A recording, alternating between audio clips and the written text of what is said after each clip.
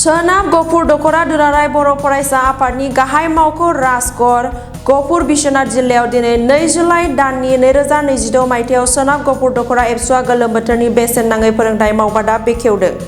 गुन गोनां सोलोंथाइनि मावथांखिखौ बिथा खालामनानै दिनैनिफ्राय सोनाब गफुर दखरा दुलाराय बर' फरायसा आफादा सनापुर इउएन एकाडेमियाव गोलोम बोथोरनि बेसेन नाङै फोरोंथाय मावबादाखौ 20 साननि थाखाय बेखेवनानै होबाय।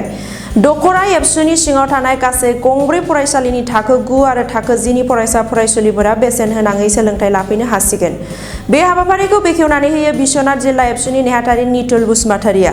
हाबाफारियाव बाहागो लायो आलासि हिसाबै सनापुर गोजौसिन गेजेरारि फरायसालिनि प्रिन्सिपाल सहेन उजिर, सनापुर इउएन एकाडेमिनि प्रिन्सिपाल बिरबाल बसुमतारि, गफुर जिल्लानि बर' थुनलाइ आफादनि लेङाइ आफादगिरि मेघनाथ ब्रह्म, बिश्वनाथ जिल्ला एबसुनि सोलोंथाइ नेहाथारि सन्जय बसुमतारि, बिश्वनाथ जिल्ला एबसुनि गेलेमु नेहाथारि सबिन बसुमतारि आरो दखरा आफादनि गासैबो बिबानगिरिफोरा बे हाबाफारियाव बाहागो लादों।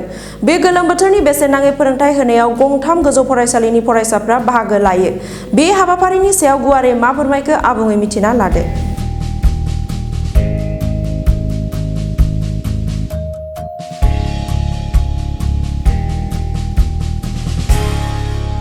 जोङो दिनै सोनाब गफुर दखरा दुलाराय बर' फरायसा आफादा मिरु दुलाराय बर' फरायसा आफादनि बिथोन आरो जिल्ला आफादनि बिथोन बायदि बोसोरफ्रामबो जि गोलोम बोथोरनि बेसेन नाङै जि फोरोंथाय मावबादा बेखौ जों दिनै बिथोन बायदियै जोंनि दखरानि सिङावहाय दिनै गंब्रै फरायसालिनि फरायसा फरायसुलि बिथांमोनखौ लानानै आरो जोङो आलासि लिंनानै दिनै जोङो बेखेवबाय।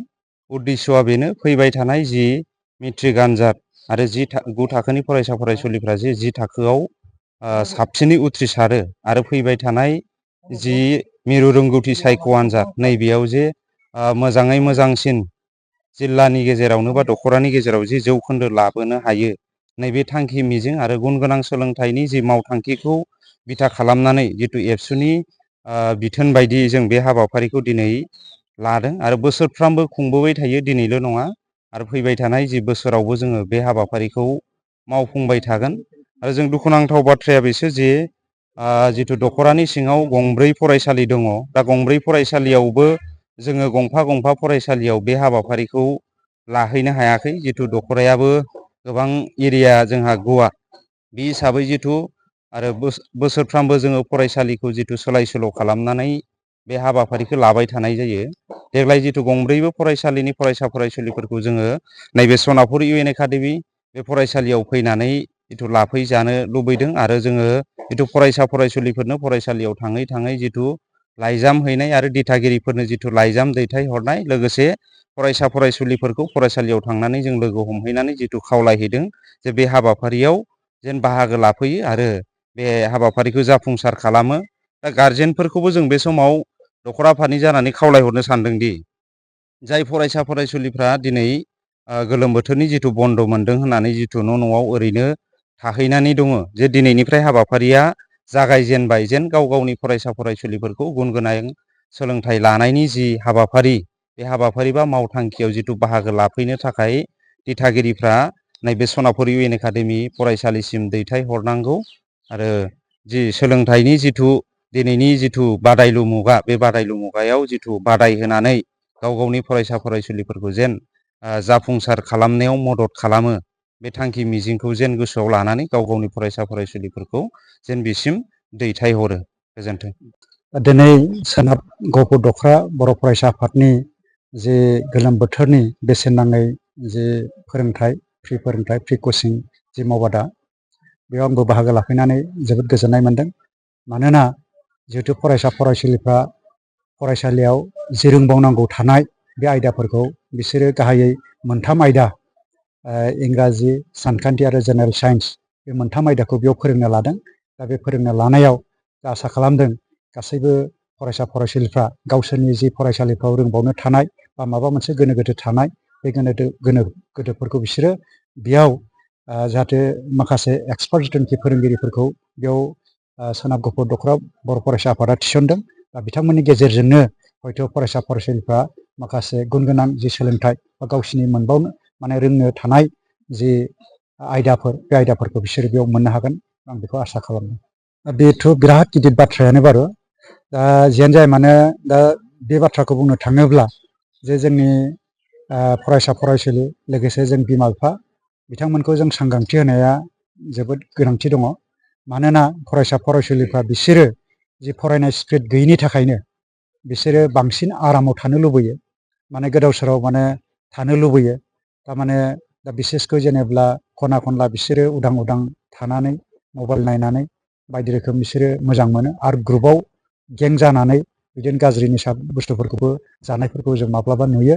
मानोना बिसोरनाव गियानफ्रा बे समाव खम, जिहेतु 9-10 थाखोनि जे फरायसा फरायसुलिफोर बिसोरो गावसोरखौनो माने गावसिनि आथिङाव गसंथानो हानाय बा गावसोरखौनो गावसिनि पजिसनखौ सिन्था खालामनो हानाय बे जाथ'वाखै। दा नैबिदियाव बिसोर गोबाङानो लोगोनि दारैबो जायो, खायसे गावनि माने साननो हानायावबो जायो। दा बेफोरखौ नुनो मोनदों। दा गतिके जोङो बिसोरखौ बेबायदि गाज्रि लामानिफ्राय जोङो माने मोनसे मोजां लामायाव लाबोनायाव जोङो गासैबो बिमा बिफा, फोरोंगिरि बा रायजोनि जेसेबां माने गोरों सुबुंफोर, बे सुबुंफ्रानो जोङो बिसोरखौ बानजायलायनायनि गेजेरजों, बिमा बिफाखौबो जों सांग्रांथि होलायनायनि गेजेरजों जों हयथ' बिसोरखौ मोजाङाव लाबोनायनि बेब'स्थाफोरखौ लानांगौ। नोंथांमोननिसिम साबायखर थाग्रोबाय।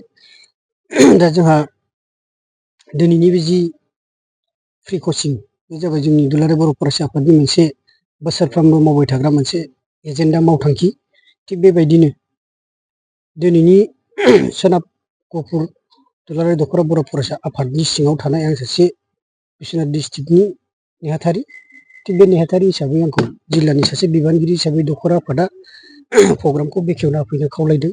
बे खावलायनाय लेखायै आं फैबाय। लोगोसे बेवहायनो बे प्रग्रामावनो खाथिनिनो फरायसालि हायार सेकेन्डारि, सोनाबपुर हायार सेकेन्डारिनि मानगोनां प्रिन्सिपाल सार सहाय नजिर, लोगोसे सोनाबपुर बड' इउएन एकाडेमिनि प्रिन्सिपाल बिरबल बसुमतारी, लोगोसे गफुर बर' थुनलाइ आफादनि लोगो आफादगिरि मेघनाथ ब्रह्म सार जयैनो दिनैनि प्रग्रामखौ बेखेवबाय। बे बेखेवनाय हाबाफारियाव गिबियै बेखेव बिबुंथि आंखौ फंनैसो लाखिनो होलायनाय, गथ'फोरखौ सुंद' गावनि मोनदांथिजों सुंद' बिबुंथि होनायनि गेजेरजों आं प्रग्रामखौ बेखेवना होयो। दा सोनाबपुर हायार सेकेन्डारि स्कुलनि फरायसाफोर 9 आरो 10 थाखो आरो सोनाबपुर इउएन एकाडेमिनि 9 आरो 10 थाखोनि फरायसाफोरखौ गंनै स्कुलजों सरजाबनानै सोनाबपुर इउएन एकाडेमियाव बे कचिंखौ लानाय जादों देग्लायनिखौ। गोबां दिथागिरिफोरा बेखौ मिन्थिया जे बेसेन नाङै फोरोंथाइखौहाय फोरोंफैनांगौ होननानै। बेनि सायाव मा बुङो? बेखिनि बाथ्राफोरखौहाय जों दा माखासे जोंहा आलासि महरै लिंना लाबोखादों। बेफोर बाथ्रानि सायाव गाहाय आलासिया मोजाङै बिबुंथि लाखिलांबाय आरो गथ'फोरखौ माखासे बिबुंथिनि गेजेरजों बिसोरखौ सांग्रांथि होदों।